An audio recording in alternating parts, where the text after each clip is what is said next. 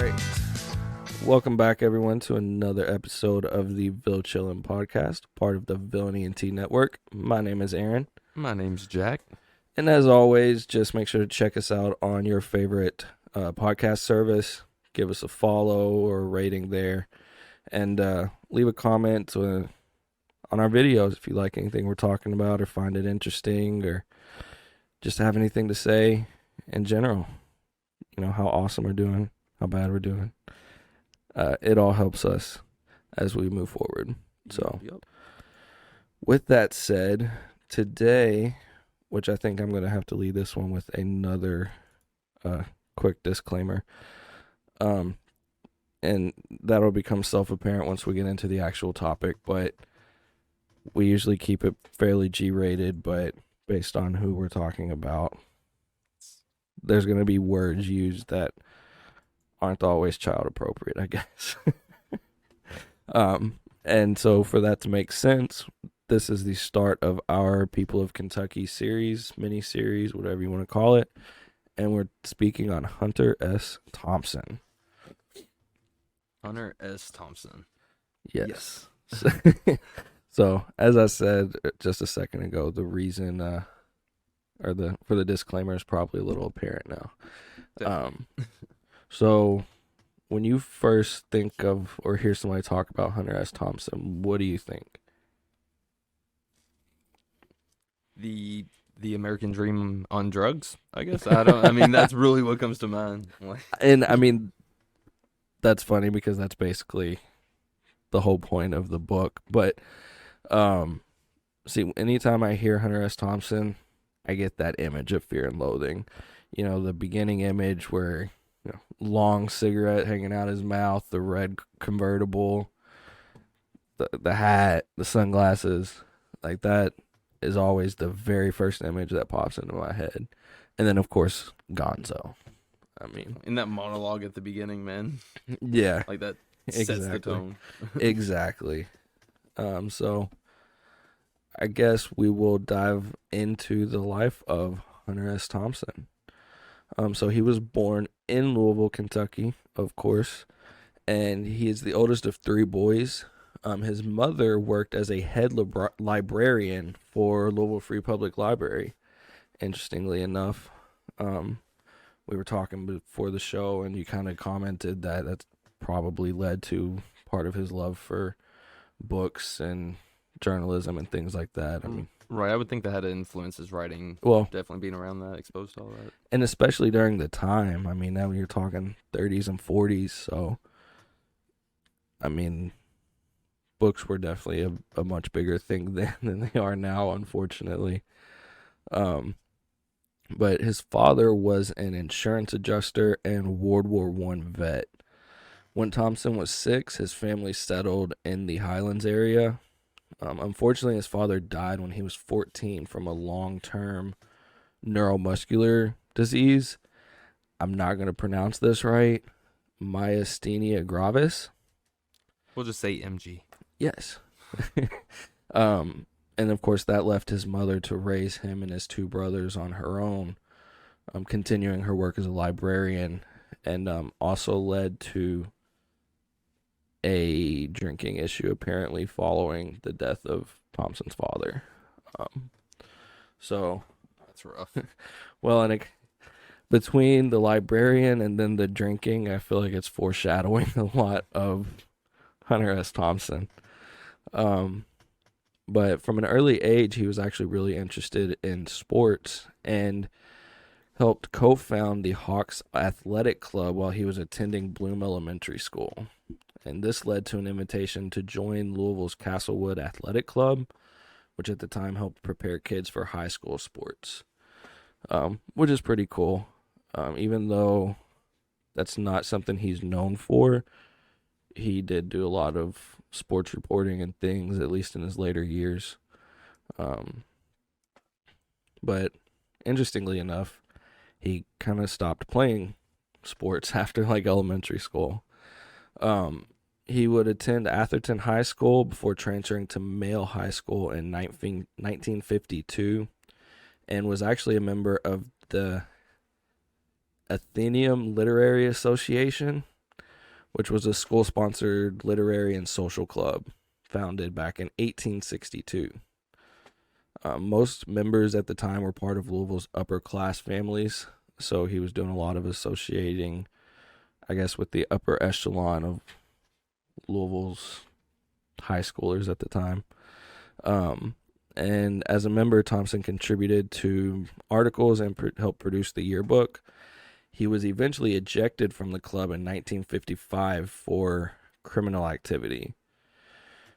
Of course, the story there is he just happened to be in a car when the robbery suspect was, I guess, apprehended and ultimately was charged as an accessory. And he spent 31 days in jail. He was probably just trying to write a story. Like, that's Gonzo That's journalism at its finest. See, a lot of people attribute like some of his later work to Gonzo. No, that he started much sooner. Unfortunately, that 31-day stint in jail though affected his ability to graduate. The school superintendent would not allow him to take the finals and would not allow him to graduate. So a week after he got out of jail, he joined the Air Force, which I guess was kind of a common thing back then anyways. He got nothing else to do, he joined the military. Try to find some kind of like structure out of that or something. So he was a member of the Air Force from 1955 to 1958 and completed basic training at Lackland Air Force Base in Texas and then transferred to Scott Air Force Base in Illinois to study electronics. He applied to become an aviator but was rejected. And in 1956, he transferred to Eglin Air Force Base in Florida. So that is one thing. He was, even before all of his journalism stuff, he was all over the place with the military. So while he was at Eglin, he enrolled in Florida State University and landed his first professional writing job as a sports editor, naturally by falsifying his job experience. Once again, as Gonzo as it gets.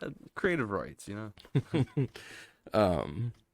The job allowed him to actually travel even more around the U.S. with the Eglin Eagles football team covering the games.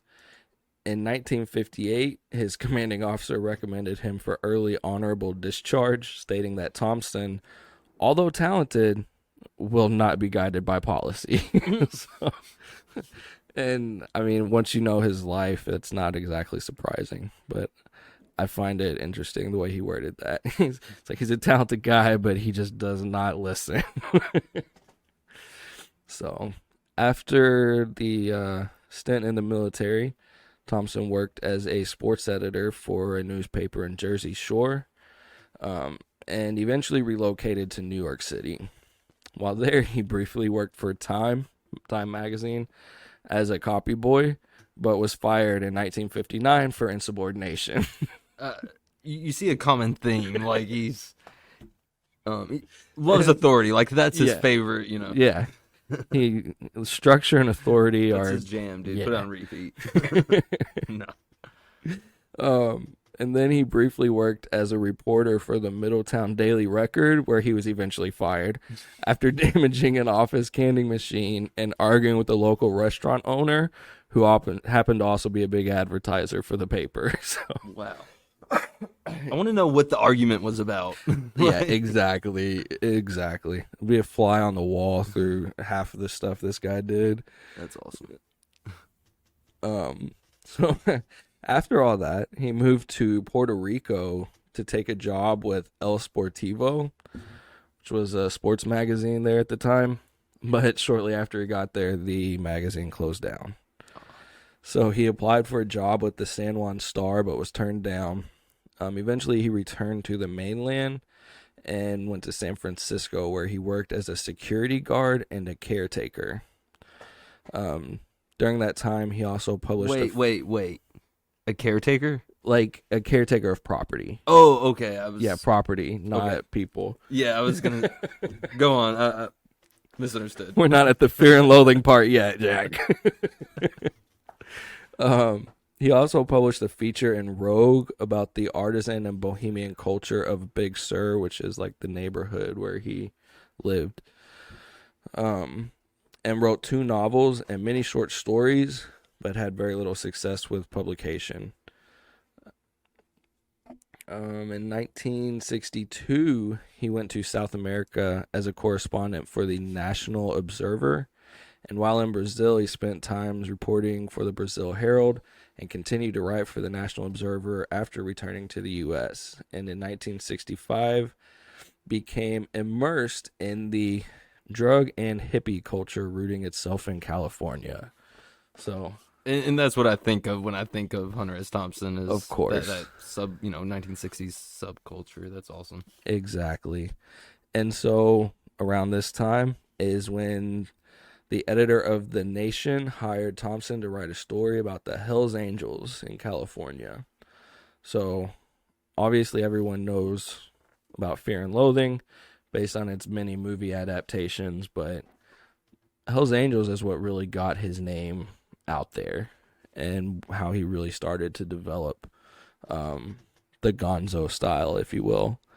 The article appeared in on May 17th, 1965, and after he published the article, he received numerous book offers, and so that's when he spent months and up to a year writing with the Hells Angels. Of course, eventually they felt kind of slighted that he was only there for personal gain, not actually part of the culture, I guess. And of course, he ended up getting into an argument at a party, I guess, and he was pretty badly beaten. And the book still got published, though. And then, Still got a good story out of it. In 1966, the hardcover book was published. It received immediate praise, and the fight was part of pretty much the marketing ploy behind it. Like, oh, you got beat up by the Hells Angels. Find out why, I guess. I haven't read that one. But that's definitely what kind of started his whole style of Gonzo journalism. It hadn't quite fully cemented, I guess, but it definitely got him going. Funny though, after he sold after the successful publication of the book, he ended up running for sheriff in Aspen, Colorado, as part of the Freak Power movement, which was apparently a bunch of citizens running for government offices at the same time to try to, like, I guess, like a third party or something. Change. Yeah, kind of that type thing. In 1970, he wrote an article called "The Kentucky Derby is Decadent and Depraved," in which the editor paired Thompson with Ralph Steadman, who he did a lot of work with. Mm-hmm. Ralph Steadman's illustrations are all through Thompson's work. And the article ultimately had nothing to do with the race, but instead centered around the drunk revelry surrounding the event in his hometown, our hometown, of course, Louisville, Kentucky. And I'm sure we've all witnessed a little drunken revelry around Derby time. So, that was his first real use, or I guess what is now known as Gonzo journalism, which is described as an energetic first-person participatory writing style in which the author is the protagonist. It draws its power from a combination of social critique and self-satire. It's really interesting too, because the Derby, I think, is a great example of like where Gonzo journalism like flourishes, right? Like you can really only know about the Derby by being there, as far as like that experience, and that's I think that's a great way to see how it was born, like right there, like as far as between that and the Hells Angels, like that really kind of cemented his idea of journalism, where he put yourself right in the middle as the main character, and instead of an outside view looking in, right? Which makes sense, and it's definitely a very different perspective than what anyone was seeing in the 70s to that point. Now, after that, he continued to use the style of writing for pretty much the rest of his career. Continued reporting for different, magazines and newspaper outlets and everything. And then, of course, we come to Fear and Loathing. So, Fear and Loathing, it's one of those movies, like, you almost have a new experience every time you watch it, because it's just so out there. It's easy to miss it, certain parts the first time. You have to like you said, every time you watch it, it's like watching a new movie sometimes. Yeah, and I mean just the whole depiction of everything, and it can be hard to follow. So it's a pretty wild experience every time, and of course, if you've seen the movie, you know why. So with the birth and adaptation of the Gonzo journalism style, it definitely played a huge role in the Fear and Loathing book. And it's definitely his most known work based on the movies alone, probably. That quote that he took, he who makes a beast of himself gets rid of the burden of being a man, or something like that. That was, I remember that really stuck with me when I first started, reading the book. It was, yeah, that kind of sets the tone for the whole thing. Yeah. So the work started out during his research, or I guess the whole, I should say,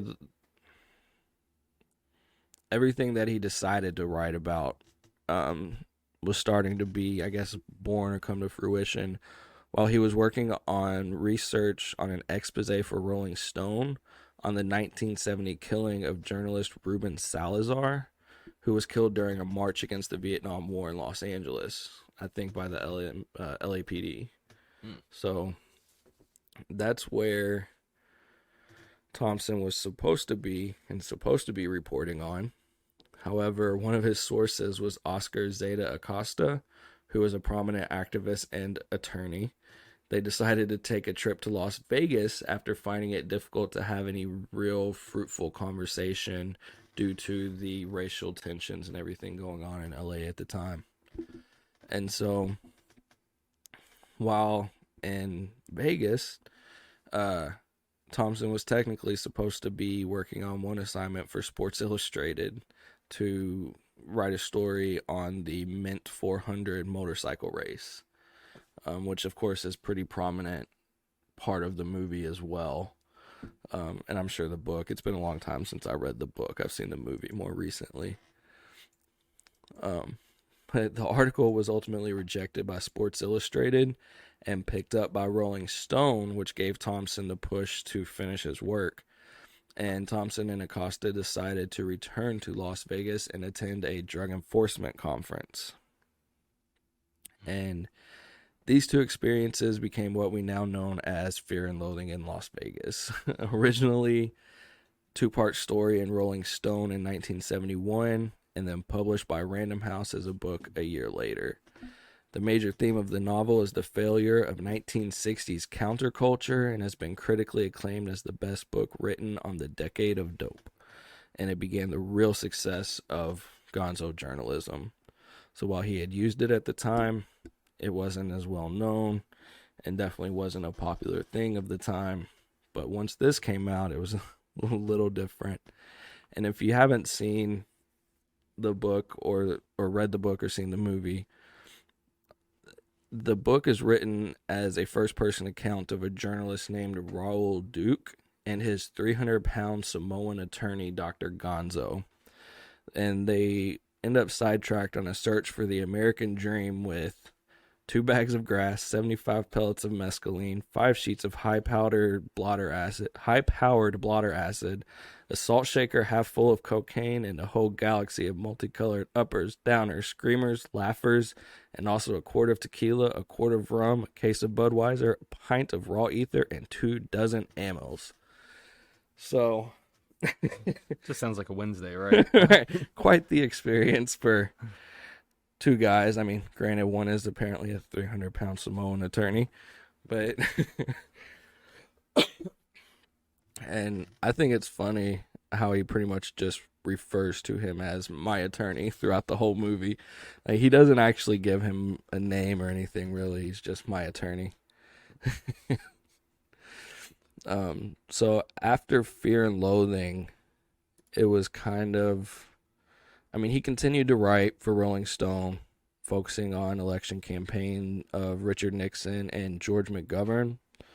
But he was a very open critic of Nixon after his presidency, and even after Nixon died. Like, I wanted to put quotes in here, but I didn't even feel comfortable. Like, he did not like Nixon.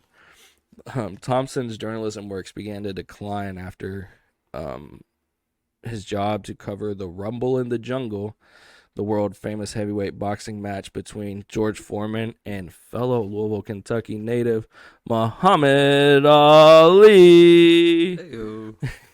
Thompson completely missed the match, spending the time intoxicated in his hotel without a story to even submit.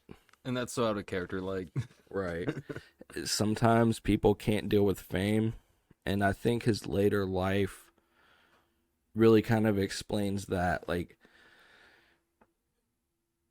especially some of the experiences he did or went through, or maybe the drugs, I don't know. I mean, he became kind of a recluse later in life, you know. He could never really move forward. Time kind of left him behind. Just sad. Well, like you said, the fame. I wonder if after, the success of Fear and Loathing, if he, like you said, just kind of wanted to keep to himself and be recluse, during that time, because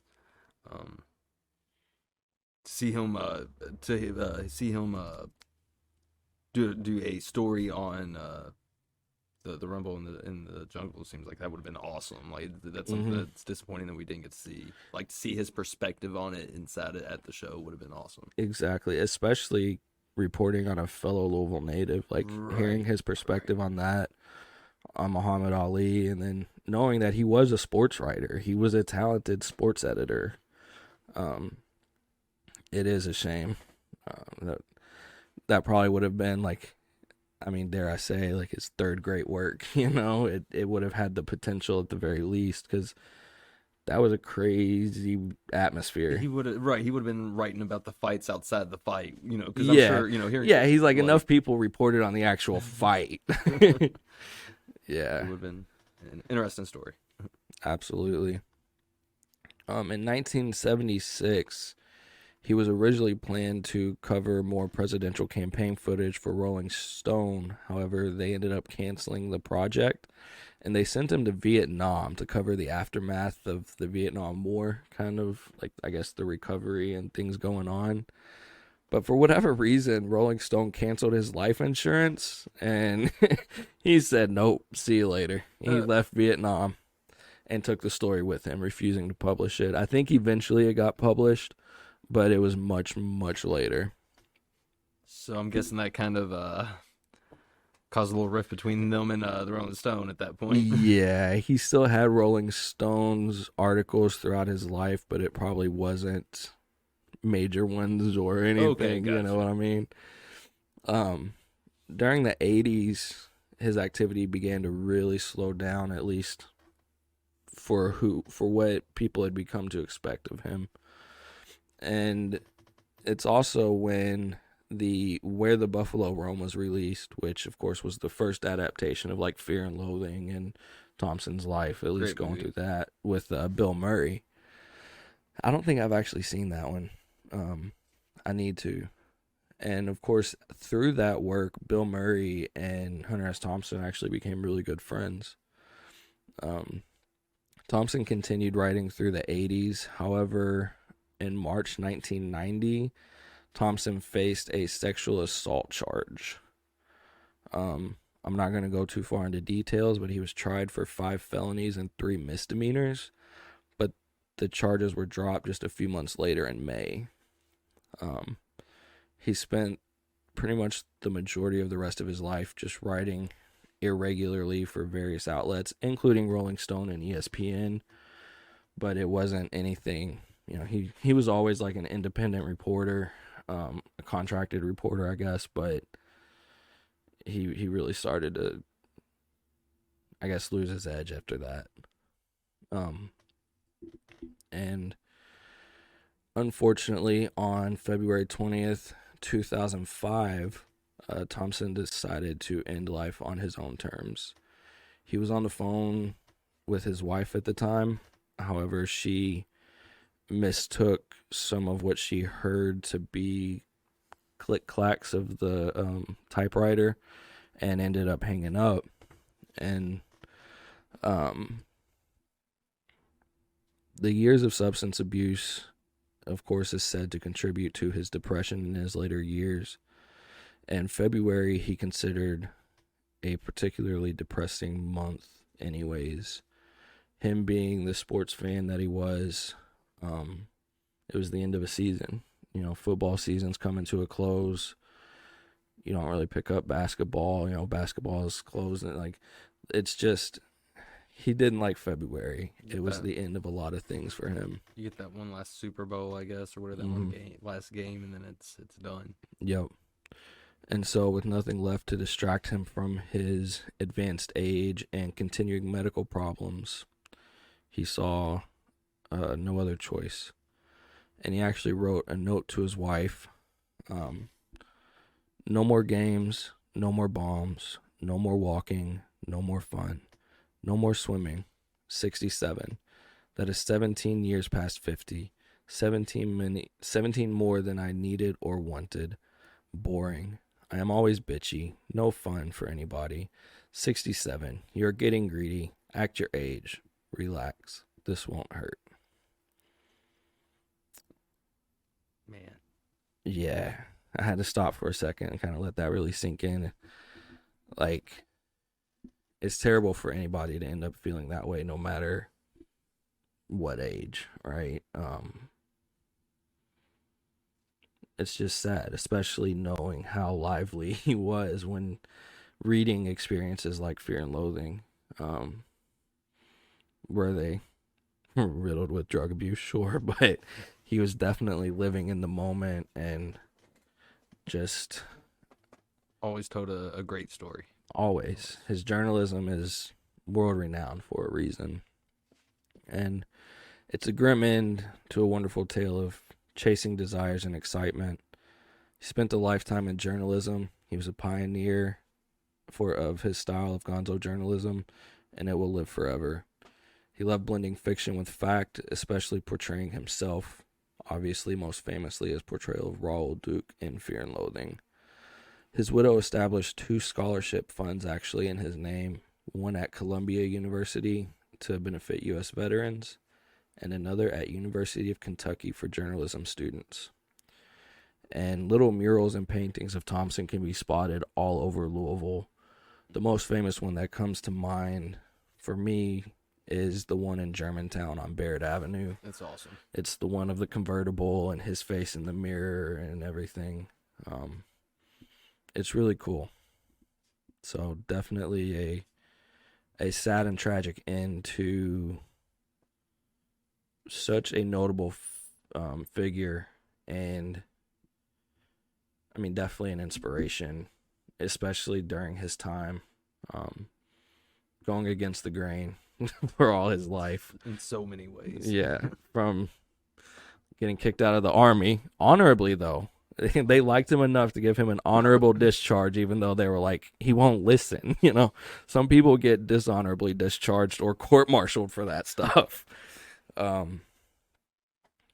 definitely a sad end, but we definitely want to take this opportunity to say that if you or anyone you know is experiencing issues with depression or considering self-harm in any way, please reach out to friends, family, anybody you can, anybody you feel comfortable. And if you'd rather talk to a stranger, all you have to do is pick up any phone in the U.S. and dial 988 to be connected with someone 24 hours a day, 365 days a year.